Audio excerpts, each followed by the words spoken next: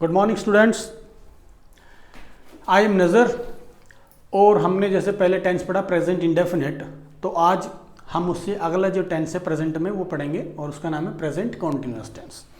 Present continuous tense आपने पहले भी पढ़ा होगा, आप छोटी क्लासेस में पढ़ चुके होंगे। उसमें आपने पढ़ा होगा कि जो सेंटेंस होता है, अगर हम हिंदी में बात करें तो उसके बाद लास्ट में आता है रहा है, रही है, रहे हैं, रहा हूँ, ऐसा आता है। लेकिन उसमें फिर क्या गलतियां हो सकती है, क्या कंफ्यूजन हो सकता है, आज हम उस चीज़ को ख़त्म करेंगे। बिल्कुल भी देखते हैं कैसे कैसे सेंटेंसेस हो सकते हैं। देखो बेटा, मैं दिल्ली में रहा हूं, लास्ट में क्या है, रहा हूं। मैं दिल्ली से जयपुर जा रहा हूं, लास्ट में क्या है, रहा हूं। मैं एक किताब पढ़ रहा हूं, लास्ट में क्या है, रहा हूं। ये मैंने तीनों एग्जाम्पल रहा हूं के सिर्फ इसलिए लिए ताकि आपको पता चले कि रहा हूं ही अलग अलग तरीके से आ सकता है, बाकी के जो सेंटेंस है वो भी इसी तरह से आ सकते हैं, जिनमें रही है, रहे हैं, ऐसा आ सकता है। अब हमें ये समझना है, ये जो तीनों सेंटेंसेस है, ये तीनों जो सेंटेंसेस है वो प्रेजेंट कॉन्टिन्यूअस के नहीं है, तीनों नहीं है। अब कौन सा है कौन सा नहीं है उसको हम यहां पर पढ़ेंगे। देखिए, इस सेंटेंस को थोड़ा बोलने में ही हमने, कुछ लोग इस तरह से कह देते इसलिए मैंने इसको लिख दिया, मैं दिल्ली में रहा हूं, मैं दिल्ली में 5 वर्ष रहा हूं। एक्चुअली में वो ये कहना चाहता है कि मैं दिल्ली में 5 वर्ष रह चुका हूं, कहना तो ये चाहता है, लेकिन वो नॉर्मली बोलने में कह देता है मैं भी दिल्ली में 5 वर्ष रहा हूं। ठीक है, तो एक्चुअली में ये जो सेंटेंस है प्रेजेंट कॉन्टिन्यूअस का नहीं है। ये जो सेंटेंस है ये प्रेजेंट परफेक्ट की सेंस का है कि मैं दिल्ली में 5 वर्ष रह चुका हूं या मैं दिल्ली में रह चुका हूं। ठीक है, तो इस सेंटेंस को हम, अगर हम कहते हैं रहा हूं का मतलब मैं दिल्ली में रह चुका हूं, तो I have lived in Delhi, हम इसको बनाएंगे I have lived in Delhi. ठीक है बेटा, जबकि लास्ट में क्या रहा है, रहा हूं। ये मैंने बताया जो रहा हूं है इस तरह से बताया गया है, एक्चुअली में ये परफेक्ट टेंस है। और परफेक्ट टेंस हम जो अगला हमारा वीडियो होगा वो हम परफेक्ट टेंस के बारे में बताएंगे, तो हम डिटेल में पढ़ेंगे। फिलहाल के लिए मैं आपको बता रहा हूं, मैं दिल्ली से जयपुर जा रहा हूं, इसमें क्या है, इसमें भी रहा हूं है। ठीक है, लेकिन इसमें एक वर्ड आया हुआ है से आया हुआ है। मैं दिल्ली से जयपुर जा रहा हूं, यह प्रेजेंट कॉन्टिन्यूअस है या नहीं, हम बाद में जब इसको पढ़ेंगे तब हम पता करेंगे। लेकिन अभी हम इसमें क्या देख रहे हैं, रहा हूं इसमें आया हुआ है। अब देखिए, मैं एक किताब पढ़ रहा हूं, इसके भी लास्ट में क्या है, रहा हूं है। एक सेंटेंस और हम यहां पे लिखते हैं, मैं सुबह से एक पुस्तक पढ़ रहा हूं, इसमें भी क्या आ गया, रहा हूं, इसमें भी क्या आ गया, से।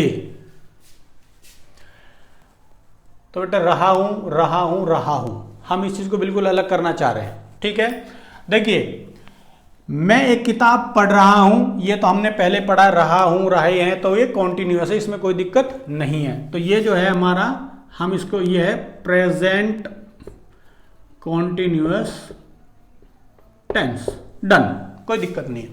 अब दिक्कत कहां पर आती है, जिसमें से आ गया। देखिए, मैं दिल्ली से जयपुर जा रहा हूं, मैं सुबह से एक पुस्तक पढ़ रहा हूं, बेटा दोनों में रहा हूं है और दोनों में से है। ये जो से है ये कंफ्यूजन करता है, इसलिए मैं इस चीज को बताना चाह रहा हूं आपको। देखिए, से, यहां पर जो से है, मैं दिल्ली से जयपुर यानी एक शहर से दूसरे शहर, तो जो से है यहां पर वो समय को, यहां पर जो से है वो स्थान को बता रहा है कि एक जगह से दूसरी जगह पर जा रहा हूं। तो जो से है वो किसको बता रहा है, 2 स्थानों को बता रहा है, दिल्ली से जयपुर। इस वाले से को देखते हैं, मैं सुबह से एक पुस्तक पढ़ रहा हूं, तो जो से पहले वाला वर्ड है वो क्या है, सुबह। जो सुबह है वो समय है, एक समय, जो समय होता है, सुबह हो सकती है, शाम हो सकती है, या 2 वर्ष हो सकते हैं, समय अवधि हो सकती है। तो यहां पर जो से है वो उससे पहले वाला वर्ड जो है वो है सुबह। इससे पता चला कि ये जो से है ये समय से संबंधित है, ये वाला जो से है ये समय से संबंधित है। क्या बात निकल कर आई? और ये प्रेजेंट कॉन्टिन्यूअस नहीं है, ये वाला जो टेंस है ये है बेटा present perfect continuous, present perfect continuous, क्योंकि इसमें जो से है वो समय से संबंधित है। तो ये हमारा चौथा टेंस होता है, वो हम बाद में पढ़ेंगे। अभी हमें क्या समझा कि यदि तो फिर प्रेजेंट कॉन्टिन्यूअस की हम जो डेफिनेशन है, जो पहचान है, उसको हम, या हमारे मन में कोई थॉट आया, हम उसको ट्रांसलेट करना चाह रहे हैं, तो हम कैसे पहचाने कि जो हम बनाना चाह रहे हैं, जो हम बोल रहे हैं या जो हम पढ़ रहे हैं वो कॉन्टिन्यूअस है या परफेक्ट कॉन्टिन्यूअस है, उसको हम देखते हैं। प्रेजेंट कॉन्टिन्यूअस की हम पहचान अगर हम एक तरह से हिंदी में एक बार समझ लेते हैं, इस टेंस के सेंटेंसेस की, जो सेंटेंसेस है इसके, इस टेंस के सेंटेंसेस की हिंदी बनाने पर, अगर मान लीजिए हम हिंदी बना रहे हैं या हमने हिंदी में सोचे हम इंग्लिश बना रहे हैं, तो हिंदी में क्या होना चाहिए? बनाने पर वाक्यों के, वाक्य क्या होते हैं जो सेंटेंसेस है उन्हीं को हिंदी में वाक्य कहते हैं, के अंत में, यानी जो लास्ट में क्या आएगा? रहा हूं, अपने बारे में कहेंगे मैं जा रहा हूं, ऐसा कुछ भी हो सकता है। रहे हैं, रही है, रही हैं, देखिए रही है ये एक लड़की हो सकती है, एक फीमेल हो सकती है, रही है, रही हैं, अनुवाद ये मैंने अनुस्वार यहां पे लगाया तो एक से ज्यादा के लिए, ये रही है अकेली है, रही है एक से ज्यादा है, रहे हो ये यू के लिए हो रहा है, आदि आता है, यानी इनमें से कोई चीज आपको वहां पर मिलेगी। डन, यहां पर भी मिलेगी, यहां पे मिलेगी। तो दोनों में फर्क क्या है वो देखिए, इन वाक्यों में समय सूचक से नहीं होता है। अगर पहली बात तो जरूर नहीं है से मिले, हो सकता है बिना से के मिल जाए। देखिए मैं एक किताब पढ़ रहा हूं, इसमें से आए ही नहीं, रहा हूं आ रहा, हमने लिख दिया प्रेजेंट कॉन्टिन्यूअस टेंस, सिंपल। लेकिन अगर से आए तो वो जो से है वो दो तरीके का हो सकता है, या तो वो हो सकता है समय से संबंधित, समय से संबंधित है कैसे पता चलेगा? जो से बिल्कुल पहले वाला वर्ड है उसको हम देख लेंगे वो समय बता रहा है या नहीं बता रहा है। सुबह, तो सुबह जो है समय बता रहा है, इसका मतलब है जो से है वो समय से संबंधित है। ऐसे हो सकता था मैं 2 वर्षों से पढ़ रहा हूं, 2 वर्ष, तो जो 2 वर्ष है वो भी समय है, तो वहां पर भी वो समय सूचक हो जाता। तो से ना हो तब तो वो प्रेजेंट कॉन्टिन्यूअस ऑब्वियसली है ही है, लेकिन अगर वो वहां पर से है तब से की 2 कंडीशन हो सकती है, वो समय को बता सकता है या समय को नहीं बता सकता। अगर वो समय को बता रहा है जो से है तब तो वो प्रेजेंट परफेक्ट कॉन्टिन्यूअस है, और अगर वो से है लेकिन नहीं बता रहा है, जगह को बता रहा है, तब वो प्रेजेंट कॉन्टिन्यूअस है। डन, दोबारा देखिए, इस टेंस के सेंटेंसेस की हिंदी बनाने पर वाक्यों के अंत में रहा हूं, रहे हैं, रही है, रही हैं, रहे हो आदि आता है। डन, इन वाक्यों में समय सूचक से नहीं होता है, समय सूचक की बात हो रही है, समय सूचक से नहीं होता, हो सकता से ना हो तब तो क्लियर है, और अगर से है तो उसको पहचानो वो कौन सा है। अगर वो समय सूचक है तो परफेक्ट कॉन्टिन्यूअस है, नहीं है इस तरह का से आ रहा है स्थान से, तब वो प्रेजेंट कॉन्टिन्यूअस है।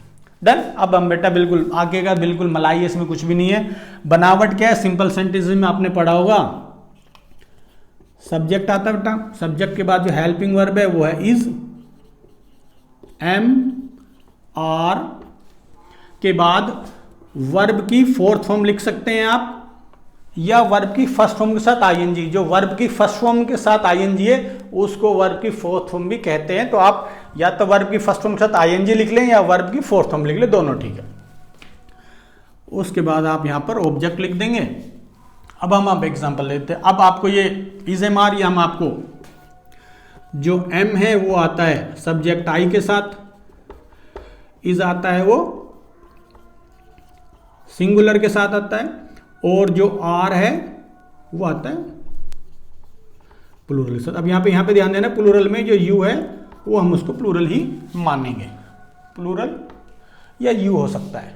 डन, अब इसमें से हम कोई भी एक सब्जेक्ट ले लीजिए, हम बना लेते हैं तुम खेल रहे हो, तुम खेल रहे हो, तो you are playing, you are playing, ठीक है। मान लीजिए मैं नाच रहा हूं, मैं नाच रहा हूं, तो आई एम डांसिंग। सिंपल। अगर कोई सिंगुलर सब्जेक्ट होगा तो उसमें इज लगा देंगे। सीता गा रही है, सीता इज सिंगिंग। डन। तो इसमें जो समझने वाली चीज वो ये है कि पहचान में से नहीं आ रहा है, दैट सिंपल। अगर से आ रहा है तो वो किस तरह का आ रहा है, ये हमें समझने की जरूरत है। ये बनावट है। अब हम इसके बाद देखेंगे यदि सेंटेंस नेगेटिव हो जाता है या इंटरोगेटिव हो जाता है तो उसकी बनावट क्या होती है। ठीक है, एक मिनट दीजिए बेटा आप मुझे।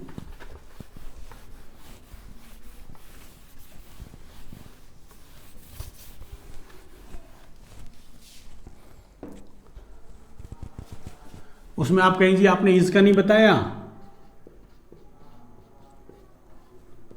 सीता एक गाना गा रही है, तो हम इसको यहीं लिख देते हैं। ये आगे बेटा Sita is singing a song.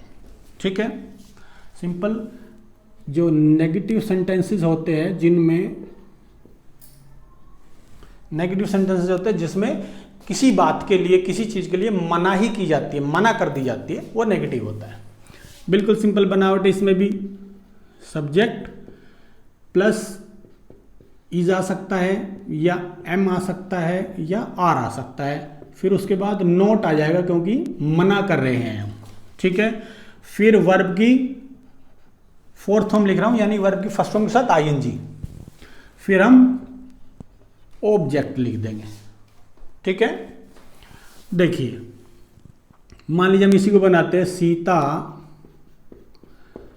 एक गाना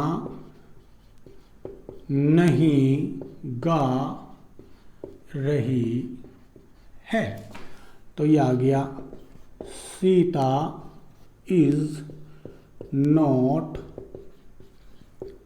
सिंगिंग अ सॉन्ग। तो जो हेल्पिंग वर्ब उसके बाद नोट लग जाएगा, राइट।